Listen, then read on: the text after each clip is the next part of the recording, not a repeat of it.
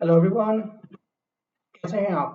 This side Dr. Amit Kumar Sharma and I welcome you all at Unacademy CSIR Net channel. So dear all, my referral code is Amitistin and आज मैं आपसे discuss करने के लिए जा रहा हूँ कुछ ऐसे पॉइंट्स जो कि बहुत ज़्यादा इम्पोर्टेंट होते हैं एग्जामिनेशन के लिए. सो दैट मीन्स कैसे हम तैयारी करें, क्या स्ट्रेटजी है, ये नेचुरल क्वेश्चन है जब हम स्टार्ट होते हैं. So because we are focused on the examination June 2021. Okay, so and in this video or a lecture I will discuss about that कि आपका क्या वे होना चाहिए तैयारी करने के लिए. This side doctor Amit Kumar Sharma और आप हैं अनअकैडमी CSIR नेट चैनल पर. मैं नेट क्वालिफाइड हूँ, गेट क्वालिफाइड हूँ और एनबीएचएम एग्जाम क्वालिफाइड हूँ और आज आपके साथ डिस्कस करने के लिए जा रहा हूँ क्या पैटर्न है और क्या स्ट्रेटजी आपको रखनी चाहिए अगर आप चाहते हैं कि फर्स्ट टाइम में ही हम इस एग्जाम को क्लिक कर लें जी. So let us see that. So how to crack CSIR NET. अरे भाई कैसे करें, और वो भी सबसे पहले माइंड में क्या आता है कि हम फर्स्ट टाइम में कैसे करें इस एग्जाम को क्लिक. ये एक इम्पोर्टेंट पॉइंट हो जाता है हमारे लिए. सभी सोचते हैं कि भाई फर्स्ट टाइम में हो जाए, तो वो क्या होना चाहिए हमारे पास टारगेट. थिंक इतनी बार तो थिंक करो जी, है ना, तभी आपको मिलेगा. देखो, कोई भी काम हम जब करते हैं तो सबसे पहले हमें ये पता होना चाहिए कि पाथ क्या है, क्या स्ट्रेटजी है हमारे पास, किस किस तरीके का पैटर्न आ रहा है, कैसी कट ऑफ जा रही है पीछे, क्या बुक्स है जो इम्पोर्टेंट है. वो सारी चीजें मैं यहाँ पर डिस्कस करने वाला हूँ. यानी कि क्या आपके पास पूरी की पूरी पैटर्न है एग्जाम का, वो मैं डिस्कस करूंगा आज के इस वीडियो में. साथ साथ मैं डिस्कस करूंगा क्या वो इम्पोर्टेंट बुक्स हैं और आपकी क्या स्ट्रेटजी होनी चाहिए एग्जाम को क्लिक करने के लिए. So see here now then, mathematical sciences का पेपर है जी, जिसका ड्यूरेशन 3 आवर्स होता है और मैक्सिमम आपके मार्क्स 200 होते हैं. ये 3 पार्ट में डिवाइड है, पार्ट ए, पार्ट बी और पार्ट सी. 3 हिस्सों में डिवाइडेड है, राइट. सो पार्ट ए में जो क्वेश्चन आते हैं वो 2 मार्क्स के आते हैं, पार्ट बी में जो क्वेश्चन आते हैं वो 3 मार्क्स के आते हैं और पार्ट आपका जो सी है वो 4.75 मार्क्स का आता है. इसमें 0.5 की नेगेटिव मार्किंग होती है जी, इसमें 0.75 की मार्किंग होती है जी, और पार्ट सी के अंदर आपके पास नो नेगेटिव मार्किंग, कोई नेगेटिव मार्किंग नहीं होती है जी. That's a good thing. यानी कि सब पार्ट सी के तो हम सारे अटेम्प्ट कर लेंगे, है ना. हाँ बिल्कुल बिल्कुल ऐसा ही करना है. लेकिन बच्चे ध्यान रखने का, यहाँ पर मल्टीपल सिलेक्शन क्वेश्चंस होते हैं, ठीक है ना.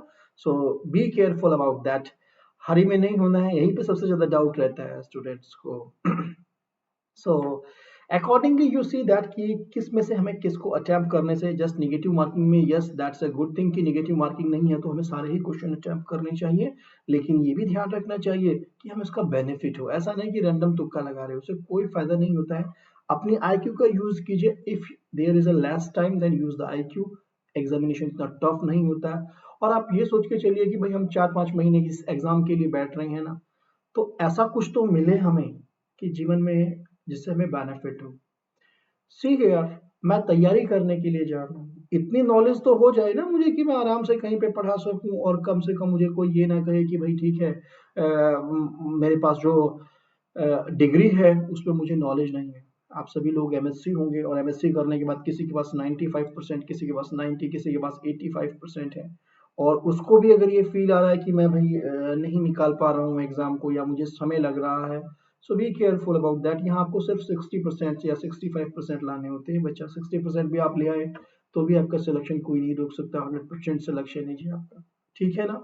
सो यहाँ पर मैंने पूरा वो दिया हुआ है आपको पार्ट, तो आपको सिर्फ ये ध्यान रखना है इन 6 महीने में fully dedicated do about this work और इस पर पूरी मेहनत करने वाला हूँ, तो आपका काम हो जाएगा, कोई नहीं रोक पाएगा, आपका सिलेक्शन कंफर्म है.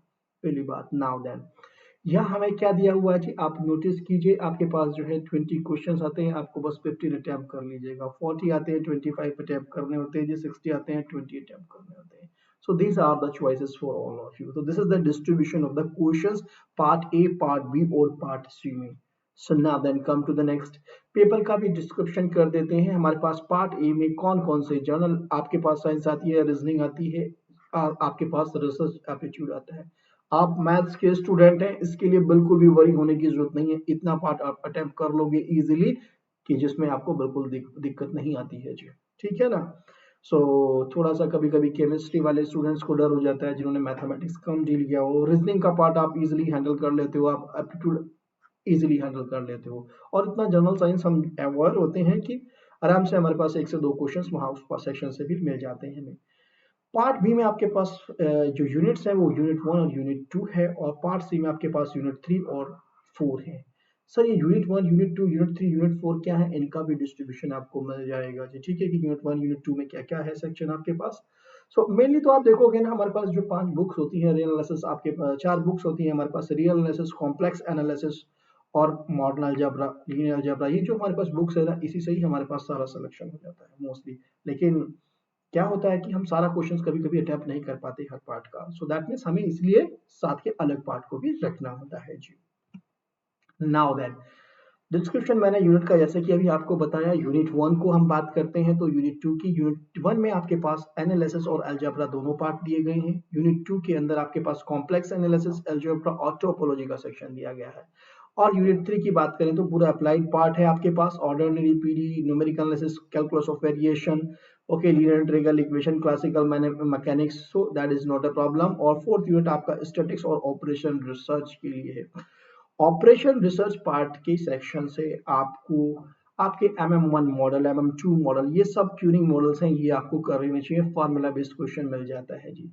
स्टैटिक्स के पोर्शन से मैं आपको कहूंगा, कुछ लोगों के पास तो स्टैटिक्स होती है एमएससी के अंदर, कुछ पढ़े होते हैं, कुछ लोग बिल्कुल भी नील होते हैं, तो जस्ट फार्मूलाज रख लीजिएगा, कुछ बेसिक फार्मूलाज याद, तो भी आप एक आध क्वेश्चन अटेम्प्ट कर सकते हैं।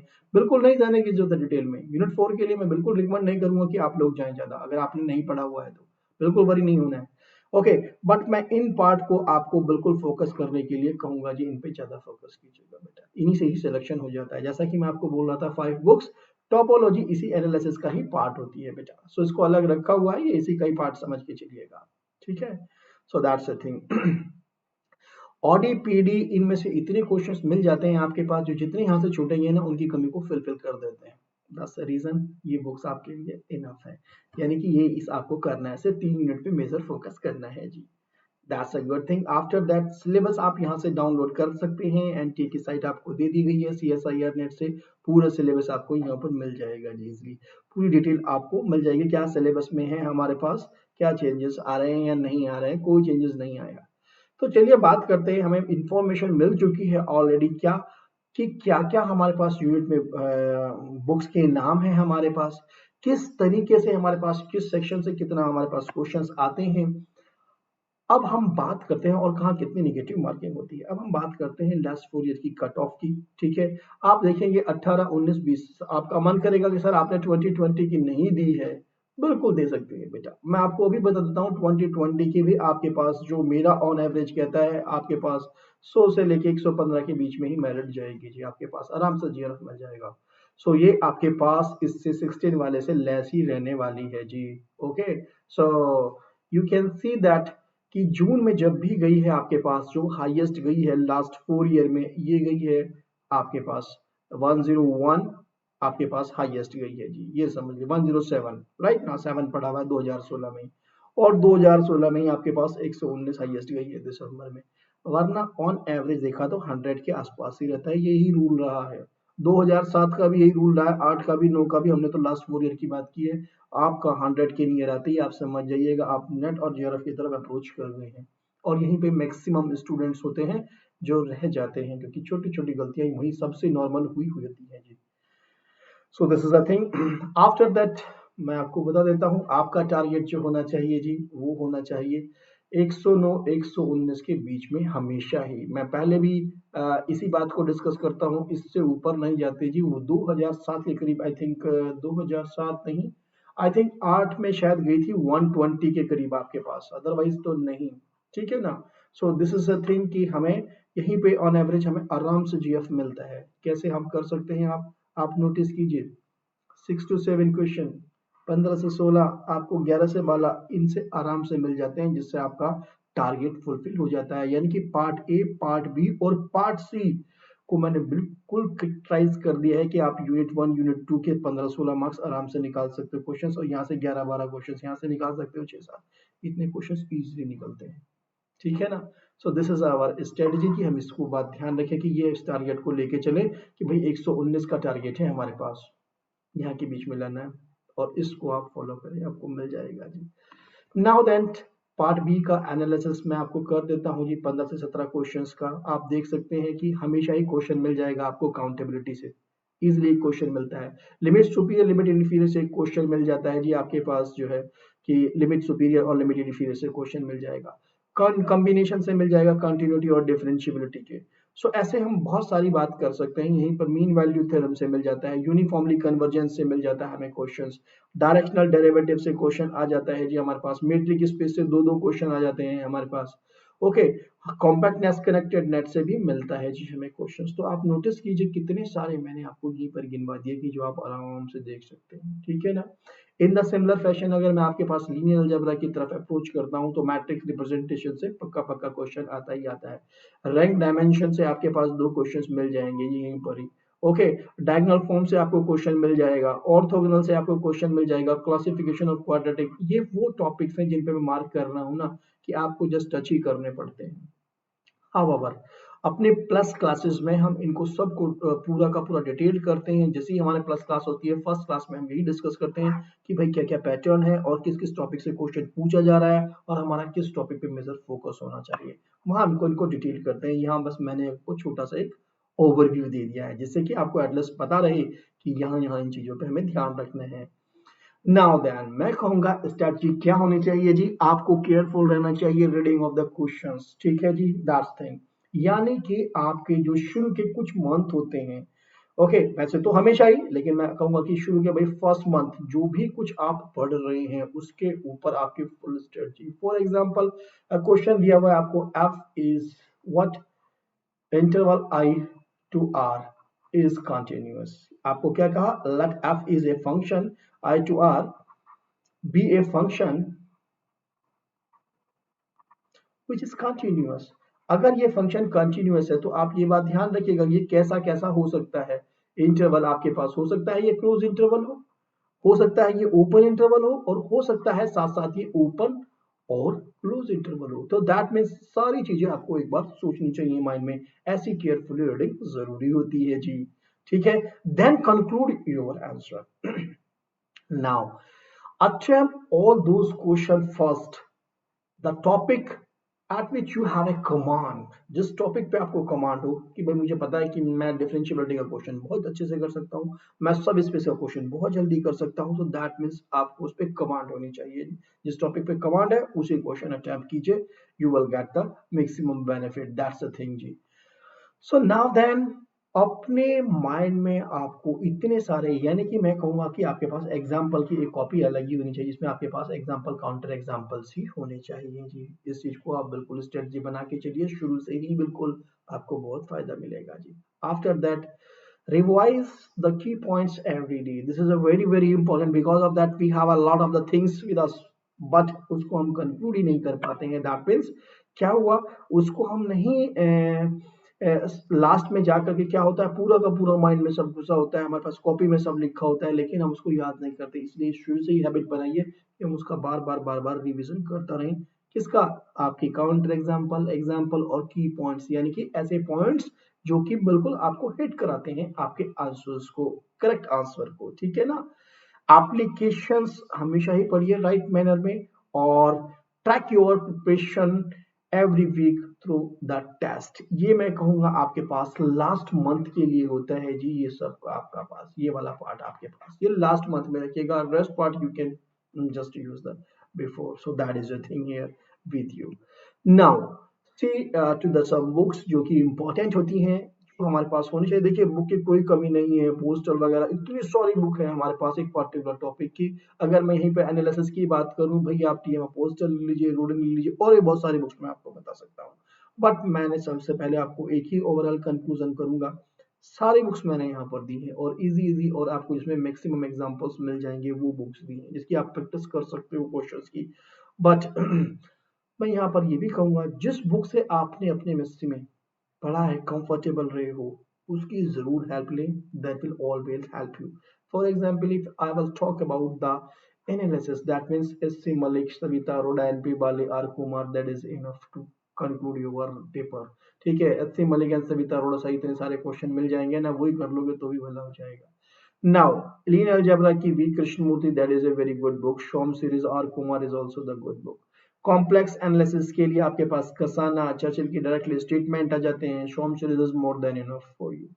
अलजेब्रा की S K Bhamri, Gallian, Gallian is देखा जाए तो यही सफिशिएंट है, बट समटाइम आपको एक्सरसाइज डील करने में या क्वेश्चन डील करने में होता है तो काफी कुछ हेल्प मिल जाएगी आर कुमार से जी, और भामरी से भी आपको हेल्प मिल जाएगी। टोपोलॉजी के लिए जयंत शर्मा साहब बहुत है आपके लिए, आप उससे आराम से पढ़ सकते हैं। टोपोलॉजी से जो क्वेश्चन आता है मोस्टली आपके पास स्टेटमेंट बेस्ड क्वेश्चन होता है। अगर आपके पास अच्छी कमांड है स्टेटमेंट की, that means you have a collection of the good results, then definitely you can tackle to the questions of a topology. Otherwise, if you will go to the concept, that is a big book, that is not the easy thing. Topology means top plus logy, higher study. Be careful, okay now? Ordinary differential equation, M D Rai Singhania सफीदन है। Partial differential के लिए भी आपके पास अमरनाथ की ले लीजिए, T Amarnath, या फिर राय सिंघानिया ले लीजिए जी। न्यूमेरिकल के लिए मैं आशीष शास्त्री को ही अनफ मानता हूँ। कैलकुलस ऑफ वेरिएशन के लिए आपके पास एम डी राय सिंघानिया, गॉडस्टीन आपके पास, और गुप्ता एंड कपूर एंड कांति स्वरूप मैंने दे दी है, बट मैं ऑलरेडी बोल चुका हूँ, अगर आपने ऑलरेडी थोड़ी की नॉलेज नहीं ली है तो बहुत ज्यादा डिटेल में जाने की भी जरूरत नहीं है। ठीक है ना, these are the some books जो कि इंपॉर्टेंट है एग्जामिनेशन पॉइंट ऑफ व्यू से। नाउ देन फाइनली मैं आपको सिर्फ एक ही बात कहूंगा, be confident and trust on your self and trust on the teachers जिससे भी आप पढ़ रहे हैं। ठीक है ना, ये सबसे ज्यादा इंपॉर्टेंट पार्ट होती है हमारे पास।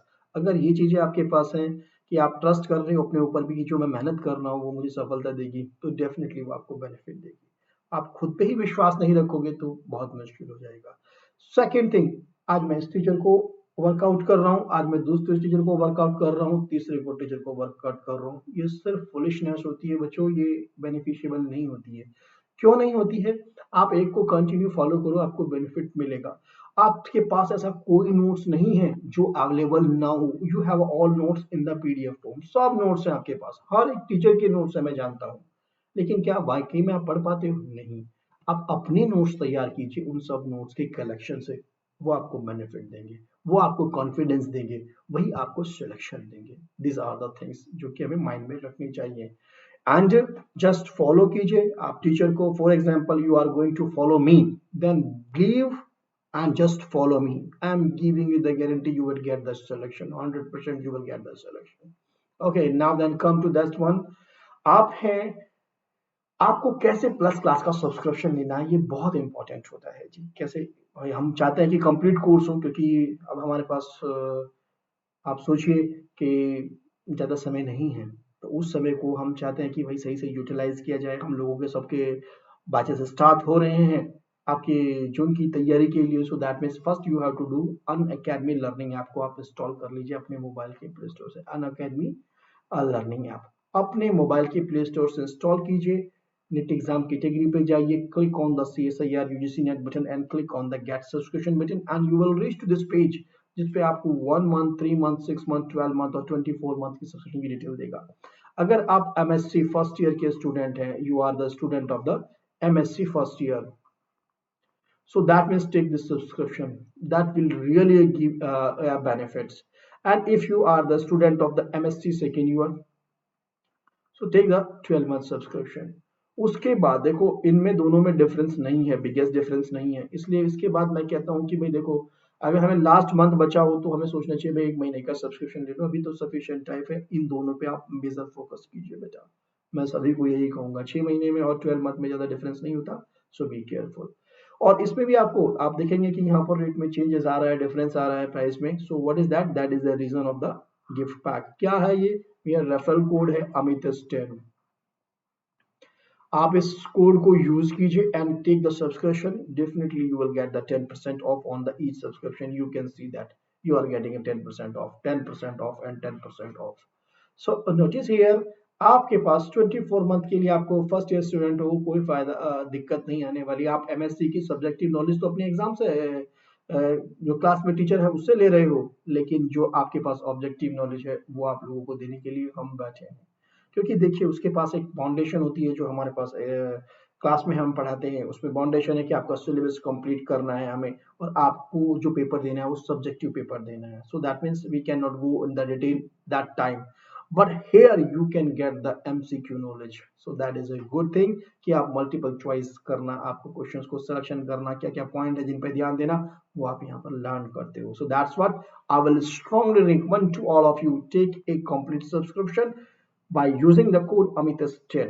Okay, नाउ देन आप सब थे अनअकैडमी CSIR नेट चैनल पर, जल्दी जल्दी से आप इसको सब्सक्राइब कर लीजिए और वीडियो को लाइक कीजिए और शेयर कीजिए।